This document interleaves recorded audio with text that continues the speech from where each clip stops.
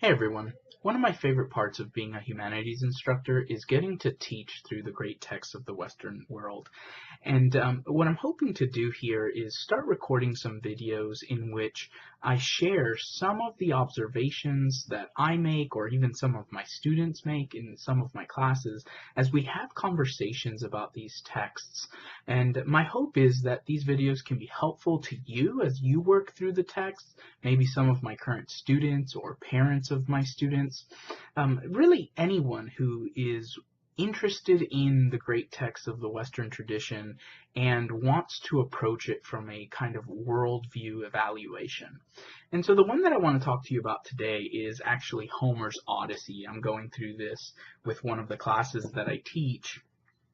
And as I was reading through it, one of the things that stood out to me is the nature of the gods that are portrayed. So there's a number of gods that get mentioned in the Odyssey, Zeus and Athena and Poseidon, and there's a number of others that make appearances throughout the text. And one of the things that stood out to me is the nature of these gods, what these gods are like. You see, it's become really popular in kind of the new atheist or pop atheist internet culture to talk about how atheists are just atheists about one more god than Christians are, or than Muslims are, or what most religious monotheists.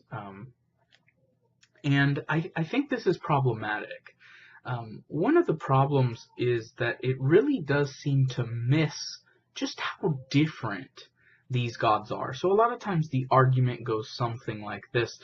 You don't believe in Thor, you don't believe in Odin or Zeus or Athena or Poseidon, or fill in the blank with any of these gods that have been believed in at times past. And if we're honest with ourselves, we also haven't kind of launched the investigation that people typically want these atheists to do, right? And so as a Christian, oftentimes the temptation can be to say, well, you haven't examined the evidence, or you haven't spent enough time reading.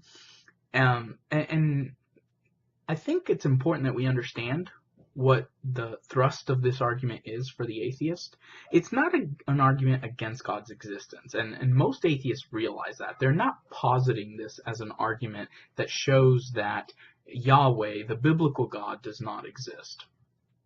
Rather, the argument is meant for the believer to be able to connect with the unbeliever, to be able to better understand the unbeliever. You see, many times for a Christian, just even the idea of like, how can you go outside and not know that God exists, right? We have Romans 1 in the background there telling us of how God's creation has revealed his invisible attributes.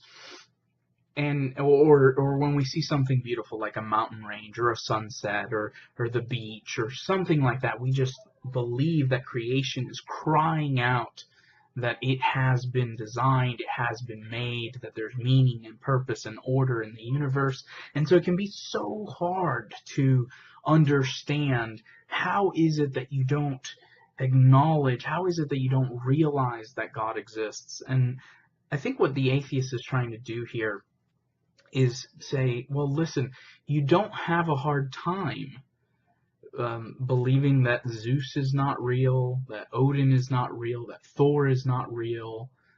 So what is the problem, right? It's just one more God. I see the biblical God within the same group as I see all these other gods. And I think that it can be helpful for us to think through that so that we can kind of understand the way they at least see the biblical God.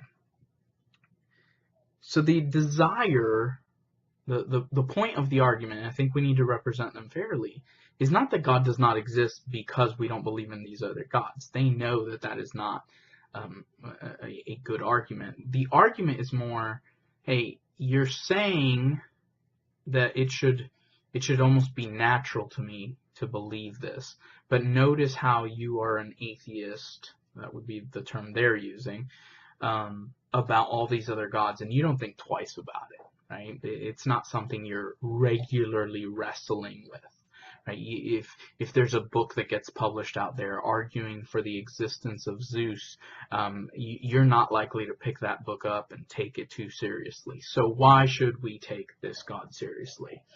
And so here's the problem that I think the argument has, even though I understand, or at least I believe I understand, what the argument is ultimately getting at. And that is that while, yes, there is a commonality between God of the Bible and the Greek gods, for example, that you read in Homer's Odyssey. And the similarity is, excuse me, that there is a Greek word, theos, that is used to describe both. But I really think the similarities end there. As you read through Homer's writings, what you find is that these gods are really more like superhumans. They are not wholly other. They are not completely different, but rather they are simply greater. They are a superior version of humans. So we can say they are stronger, they are faster, they are smarter, they are wiser, they are bigger and stronger. But that's just emphasizing that they are more of something, but not something altogether different. And when we're talking about the biblical idea of God, we mean something that is completely other, something that is completely separate from the creation. You see, this is the idea of the creator-creature distinction. Within the biblical worldview, it's God who creates. God is eternal, creation is not. God makes the universe and all that is in it, but the universe is not part of God. And God is not part of the universe. Now, within Christianity, we talk about God's transcendence, but also his eminence. So he does work in the universe. He is near to us, but he is not part of that universe. He is not the same as his creation. There is a distinction between the two. And oftentimes the Greek gods kind of blur that line. But not only that, as we read about the gods, we see that they don't agree on very much. And there is no all-powerful. In fact, when it comes to things like, at least using Christian terms, providence and sovereignty, it would seem that fate, whatever that is, that impersonal force in the Greek literature, is actually more powerful than the gods. That sometimes the gods have to be subservient to that. And so, as we think about that, we see that it's in the biblical religion that God is supreme, that God is all-powerful. In fact, Plato would later ask of these gods, if morality is based on the gods, how can we make sense of it? The gods can't agree. As I mentioned, as we're working through the Odyssey, we actually see that Athena is pulling for Odysseus, while Poseidon has an issue with Odysseus and is trying to prevent him from being successful in his journey. So we actually have two gods on opposing sides. Which one is right? Which one is moral?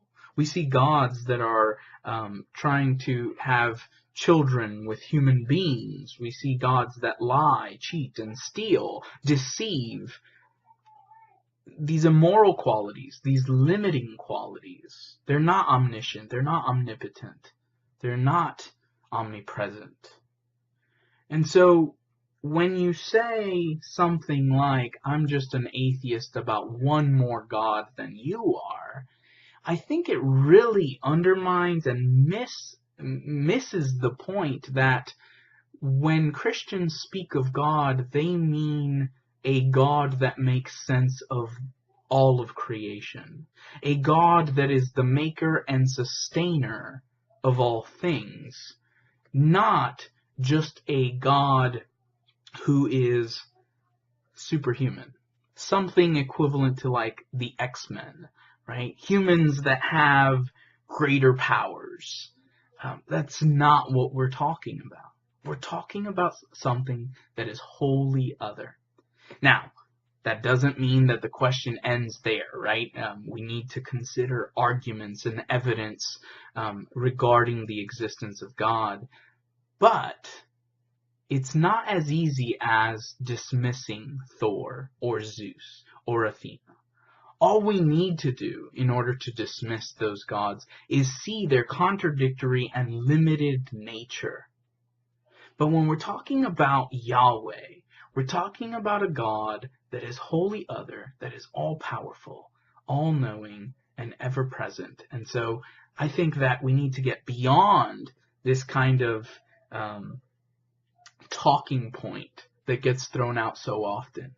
Because when you start saying, I just believe in one less God than you do, you begin to talk about apples and oranges. The biblical God is in a completely different category than the gods that we see in Greek literature. I hope this was helpful. If you have any questions or comments, perhaps you disagree, feel free to comment down below. If you'd like to see more videos like these, I'd suggest that you subscribe, as I hope to be putting more out in the near future. All right, I look forward to hearing from you guys.